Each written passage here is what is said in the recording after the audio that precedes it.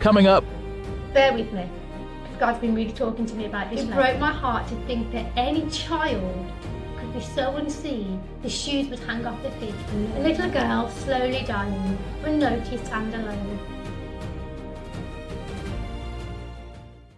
Is God close to the brokenhearted?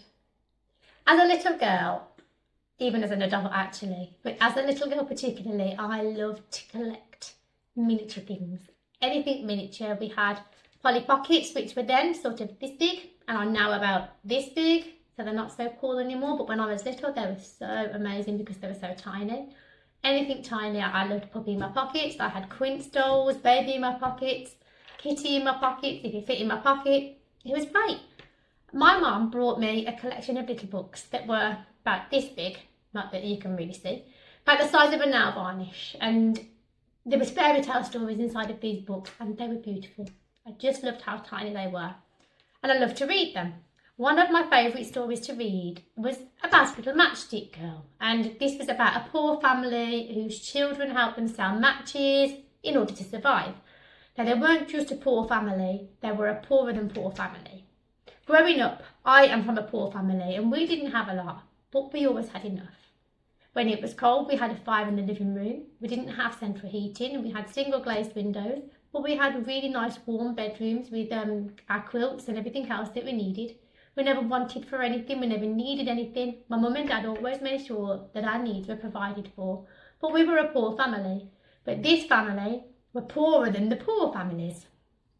The little matchstick girl was out one day. It was New Year's Eve. And she was out trying to sell matches, afraid to go home because she hadn't sold any, worried about what would happen to her for not selling any. She was barefoot because she'd lost her shoes, and she decided to stay out instead of going home for fear of being told off, striking matches to feel their warmth. As a child, I always wondered what this meant when this girl had visions, but actually I believe now as an adult they were hallucinations. I believe she was actually dying and she was hallucinating at this moment in time. Her little frail body giving way to death from life in hope of something better. It was New Year's Eve, the end of a year and the beginning of a new one. Would she even make it to the new year? If she did, what would it hold for her?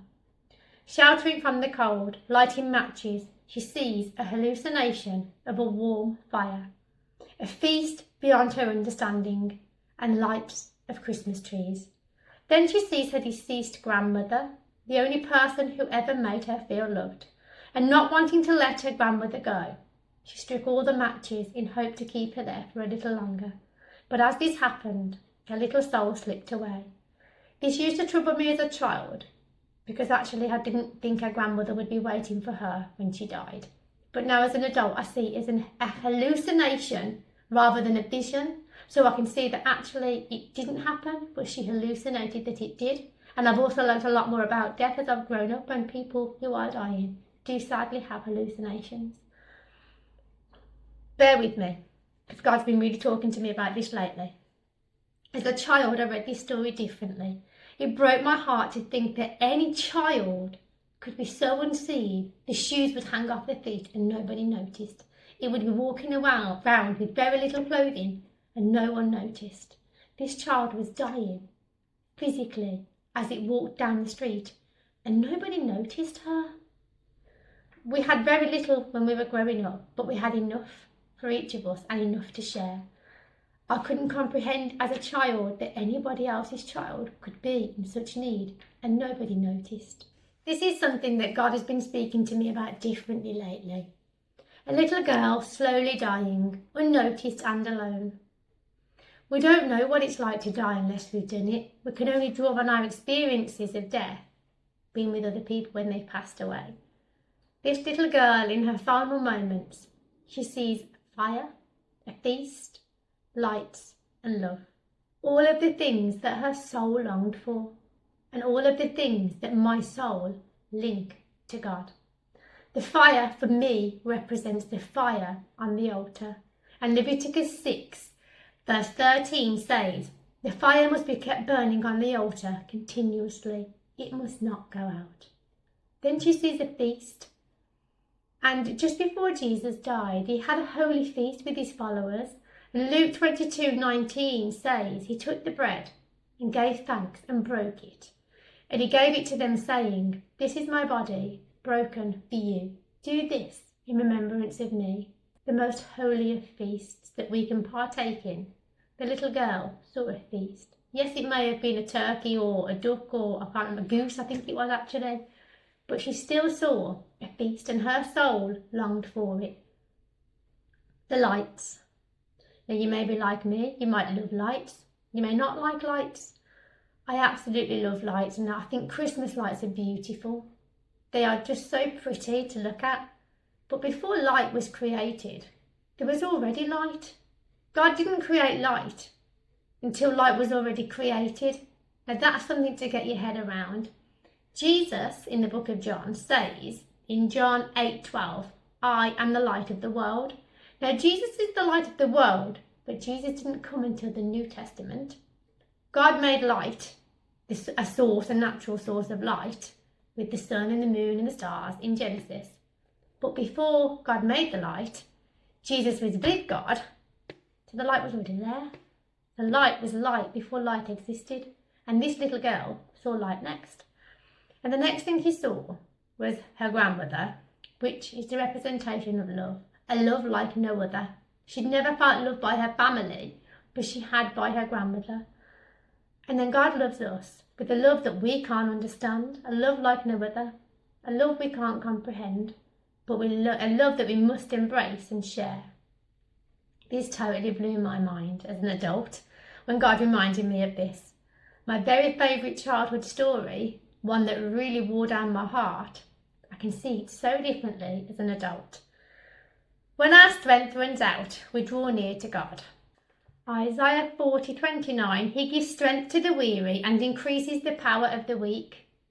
So when our strength runs out, we who know God draw near to God. If we don't know God, where do we draw our strength from?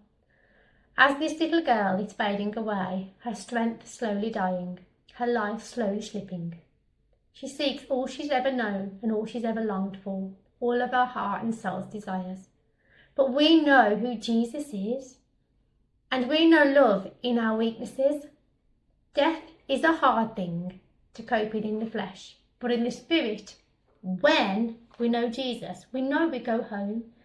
And this is somewhat beautiful, even though it's soul destroying.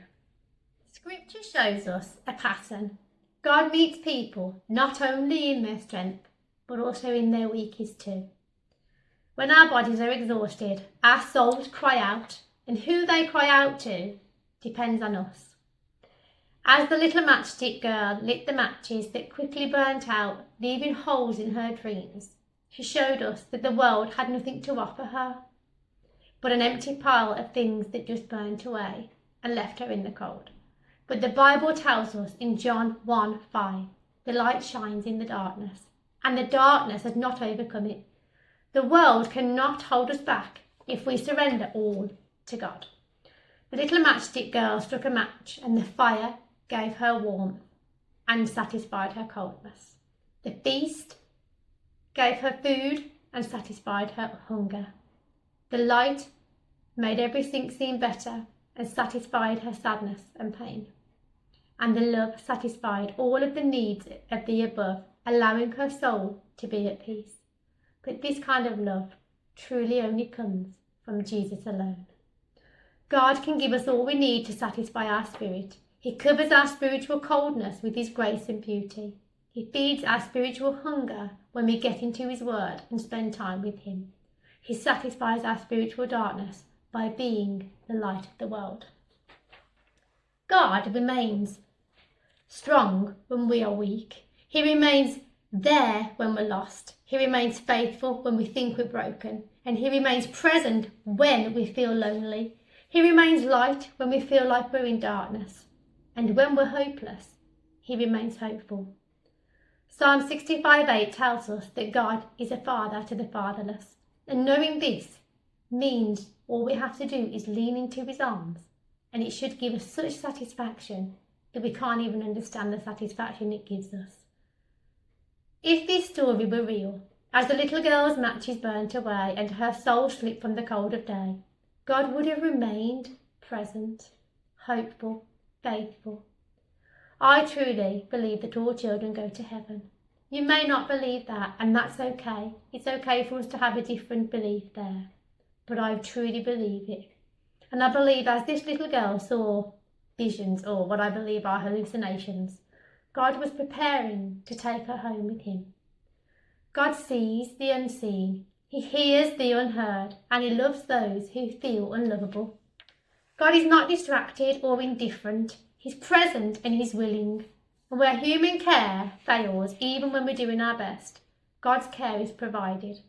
God is not limited in the same way that we are limited. God's protection keeps us going. Every child longs to be safe, warm, loved and held. But in reality, all children don't receive this.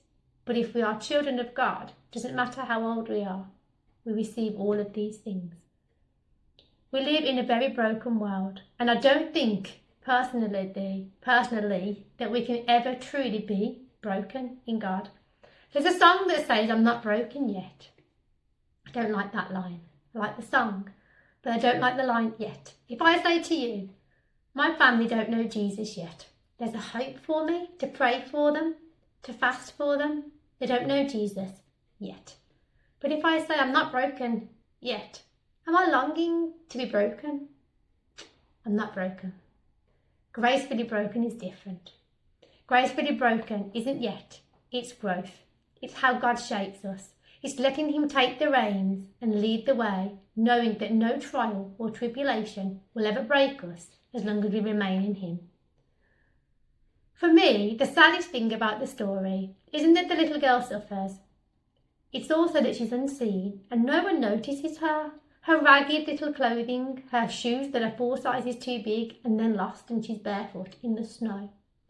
Nobody notices her pain, sees her thin skin and bones. They don't notice anything about her. My heart used to ache for her when I was a child. I used to think, how can nobody see that that child needs help? Even though it was only a story, it really hurt my heart to think that children exist. Nobody sees them. As an adult, I see it differently. Sometimes we don't see things, but God sees everything.